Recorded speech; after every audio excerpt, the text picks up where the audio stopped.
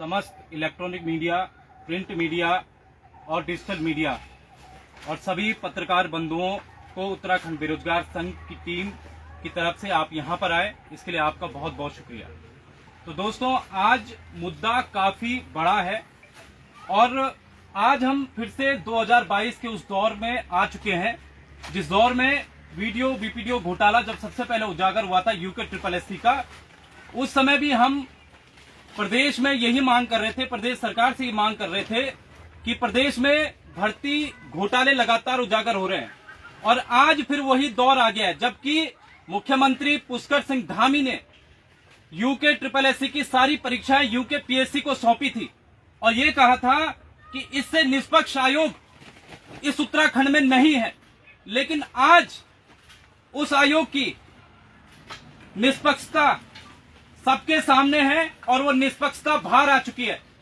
एक तरफ प्रदेश के मुख्यमंत्री नकल रोधी कानून के बाद प्रदेश में जगह जगह रैलियां करते हैं, भाजपा के कार्यकर्ताओं को उनसे रैलियां कराते हैं, लेकिन आज उस नकल रोधी कानून की क्या हकीकत है उसका भी आज खुलासा हम करेंगे और इस प्रदेश में क्या हो रहा है, इस लोक सेवा आयोग में क्या हो रहा है, उन तमाम चीजों का आज यहां पर खुलासा होगा। और आप यकीन मानिए कि अगर लोक सेवा आयोग के अध्यक्ष और सचिव इस्तीफा नहीं देते हैं तो ये उत्तराखंड का बेरोजगार आने वाले समय में हो सकता है सड़कों पर भी आ जाए, क्योंकि जिस हिसाब से हमें सबूत मिलते जा रहे हैं और जिस हिसाब से हमें चीजें मिलती जा रही हैं, मैं बेरोजगार संघ के अध्यक्ष बॉबी पवार भाई से कहना चाहूंगा कि आप इस मुद्दे पर प्रदेश की मीडिया को, प्रदेश के बेरोजगारों को संबोधित करें और बताइए कि आखिरकार यूके PSC की जो कार्य प्रणाली है वो कैसे काम कर रही है। बॉबी भाई। धन्यवाद कंडवाल जी। तमाम यहाँ पर उपस्थित मीडिया बंधुओं को मेरा सादर प्रणाम और धन्यवाद, आप यहाँ पर पहुँचे। आज जो मुद्दा है गंभीर मुद्दा है और इस गंभीर मुद्दे पर लगातार 5-6 वर्षों से हम लड़ाई लड़ रहे हैं। लगातार हम मुद्दे उठाते गए, मामले भी खुलते गए, परंतु सरकार ने इस ओर या आयोग ने इस ओर बिल्कुल ध्यान नहीं दिया। जब हमने कुछ कहा, हमने कहा कि जब मार्च अप्रैल 2022 में हुई AEJE परीक्षा का क्वेश्चन बैंक हमारे पास है, बाहर है, और उसके बाद जनवरी 2023 में जो पटवारी परीक्षा हुई उसका क्वेश्चन बैंक बाहर था। तो इस बीच में जितनी बड़ी परीक्षाएं हुई थी, TCS से लेकर लोअर TCS, जितनी भी APO वगैरह परीक्षाएं जितनी भी थी, वो परीक्षाएं साफ सुथरी कैसी हो सकती है। दूसरी बात मैं ये कहना चाहूंगा कि आयोग ने जनवरी में, ये मान के चलो कि 30 जनवरी 2023 को, ये प्रेस नोट है आयोग का, ये कोई हमने टाइप नहीं करा है, ये आयोग का प्रेस नोट है जिसमें वो लिखते हैं, वो चौथे बिंदु पर लिखते हैं कि मुख्य परीक्षा के प्राप्तांक, कट ऑफ मार्क्स, अंतिम चयन घोषित किए जाने से पूर्व आयोग की वेबसाइट पर प्रसारित करने के संबंध में आयोग द्वारा यह व्यवस्था की गई है कि जिन परीक्षाओं के प्राप्तांक अगले चरण की परीक्षा में नहीं जोड़े जाते हैं उनके प्राप्तांक, कट ऑफ मार्क्स परीक्षा परिणाम घोषित होने के साथ ही आयोग की वेबसाइट पर प्रसारित कर दिए जाते हैं। ये आयोग खुद लिख रहा है, परंतु दुर्भाग्य हम उत्तराखंड वासियों का, यहाँ के बेरोजगार युवाओं का, इस जो ये जनवरी में प्रेस नोट जारी किया जाता है आयोग द्वारा, इसके बाद 2 रिजल्ट निकलते हैं। एक पुलिस का रिजल्ट निकलता है, पुलिस कांस्टेबल का, दूसरा पटवारी का रिजल्ट निकलता है। आप देख सकते हैं कि आयोग अपने कई बात पर टिका है। आयोग ने कहा जिस परीक्षा में अगली जो चरण होगा उसमें अंक ना जुड़ते हो, उसमें हम कट ऑफ मार्क्स और नाम वगैरह सब जारी करेंगे, परंतु आयोग ने नहीं किया। ये पटवारी का रिजल्ट है, इसमें रोल नंबर जारी कर रखे हैं। अभी 3 गुना छात्र लिए गए हैं, इसमें फिजिकल होना है, परंतु फिजिकल के कोई मार्क्स नहीं जुड़ते हैं। इसलिए आयोग को पूरे नाम, फादर नेम और नंबरों के साथ रिजल्ट जारी करना चाहिए था, परंतु उन्होंने नहीं किया। क्यों? कुछ छुपाने की जो कोशिश की जा रही है वो मैं आपको बताऊंगा। आयोग ने 1500 सीटों पर रिजल्ट निकाला पुलिस का, उसका फिजिकल हो चुका है, उसका रिटर्न हो चुका है, मेडिकल होना बाकी है, मेडिकल के कोई नंबर नहीं जुड़ते हैं। उसके बाद पुलिस का जो रिजल्ट जारी हुआ वो सेम इस फॉर्मेट में जारी हुआ है, उसमें भी ना किसी का नाम, ना फादर नेम, ना नंबर। आज तक उन छात्रों को पता नहीं है जिनका सिलेक्शन हुआ कि उनके कितने नंबर पुलिस में बन रहे हैं या पटवारी में बन रहे हैं। उन्हें पता नहीं है जो बाहर हुए कि उनके कितने नंबर है। ये क्यों किया जा रहा है, इसके पीछे बड़ा खेल क्या है, ये मैं आपको बताता हूँ। इसके पीछे बड़ा खेल ये है कि SIT हरिद्वार को पटवारी परीक्षा होने के बाद हरिद्वार के एक छात्र द्वारा कुछ नाम भेजे जाते हैं कि इन लोगों ने दोबारा जो पटवारी की परीक्षा हुई थी उसमें पेपर पढ़ा था। SIT की ओर से रिप्लाई में ओके भी आ जाता है, परंतु SIT ने उनकी जांच की, विवेचना की या नहीं की हमें नहीं पता। परंतु जारी रिजल्ट में उन बच्चों के नाम है जिनके नाम दिए गए थे कि इन्होंने पटवारी का पेपर दोबारा पढ़ा है। उन बच्चों के नाम रिजल्ट में है, उन बच्चों के रोल नंबर रिजल्ट में है।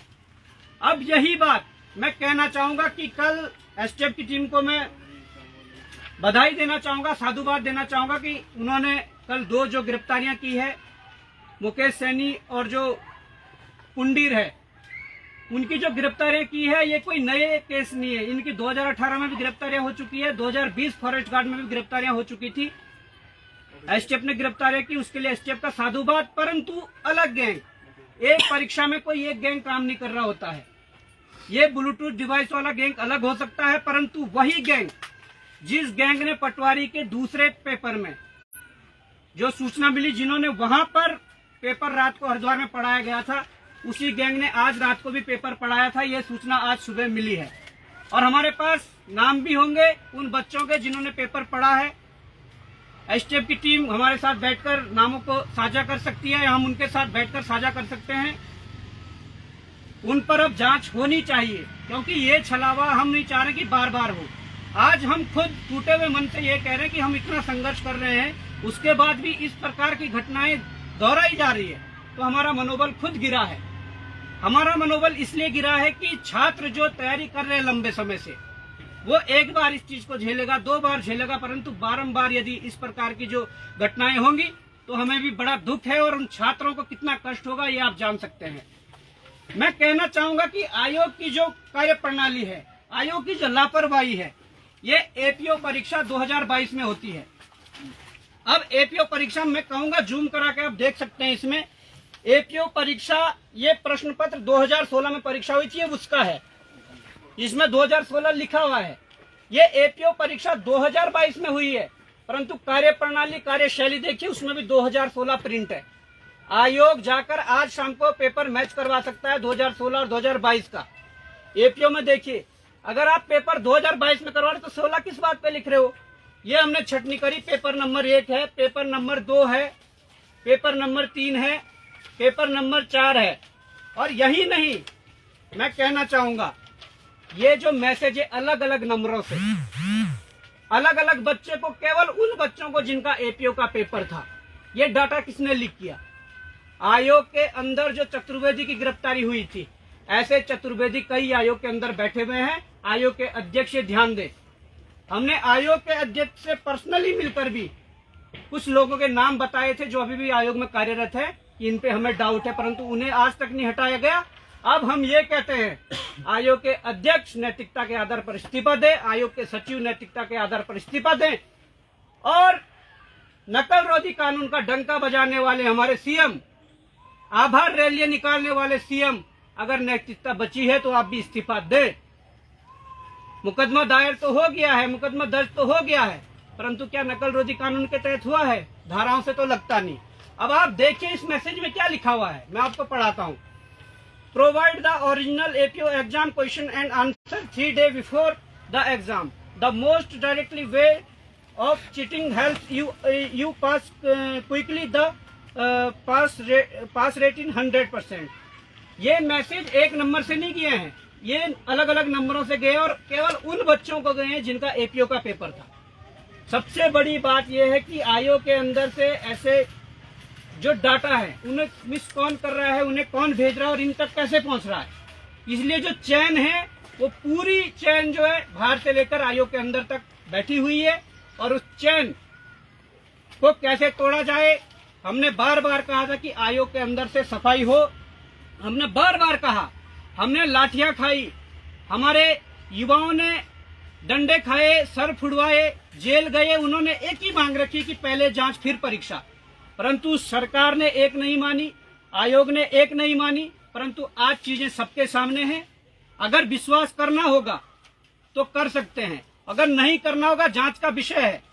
किस प्रकार से चयन जो ये है, इस पर जांच होनी चाहिए।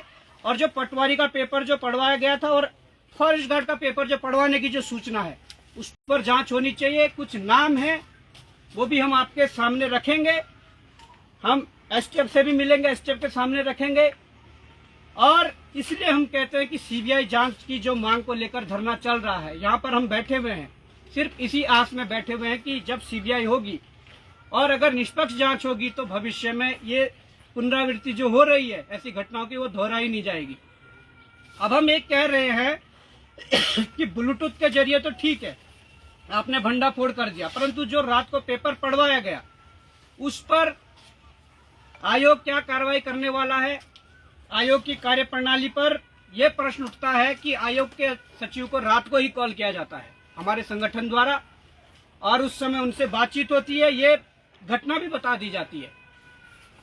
परंतु सुबह हम अगर स्टेटमेंट आयोग के सचिव का अगर अखबार में देखते हैं तो उसमें लिखा जाता है कि हमें ये कोई जानकारी नहीं है।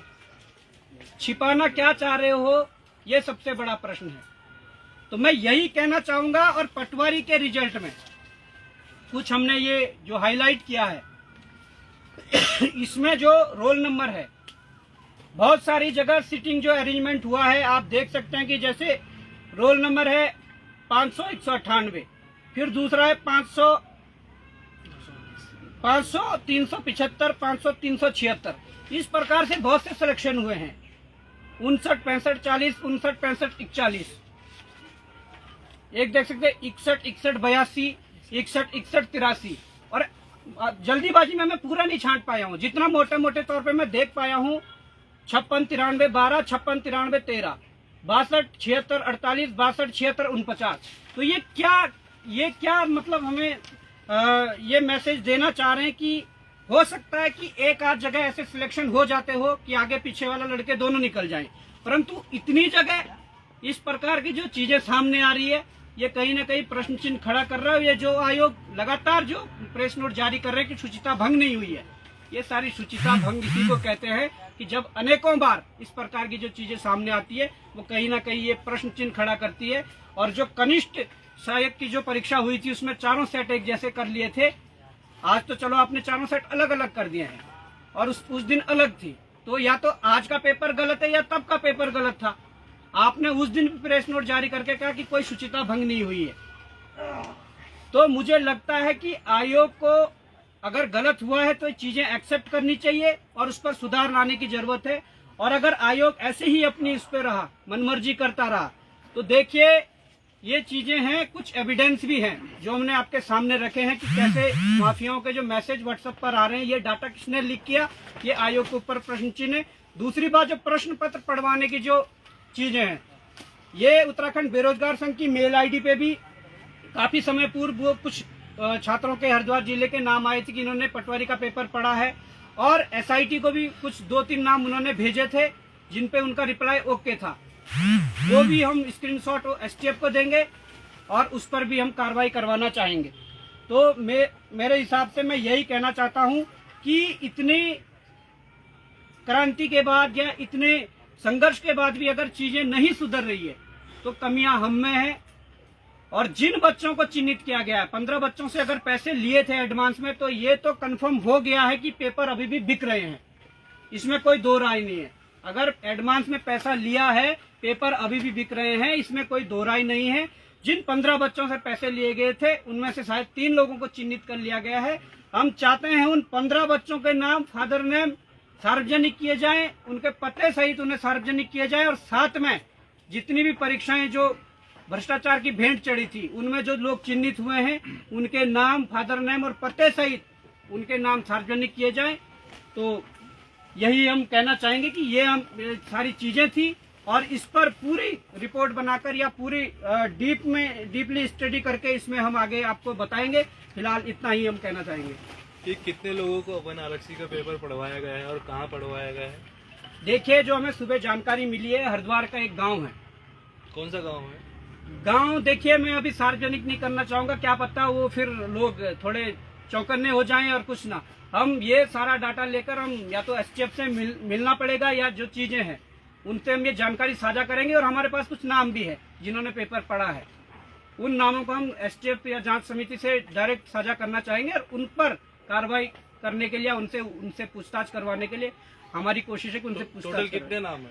देखिए हमारे पास तो अभी कम नाम आए हैं, परंतु अगर पेपर बाहर था तब तो कितने लोगों तक पहुंच सकता है ये हम भी तय नहीं कर सकते, आप भी तय नहीं कर सकते, ये कोई तय नहीं कर सकता है।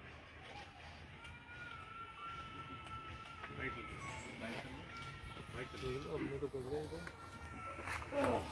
रहे हैं।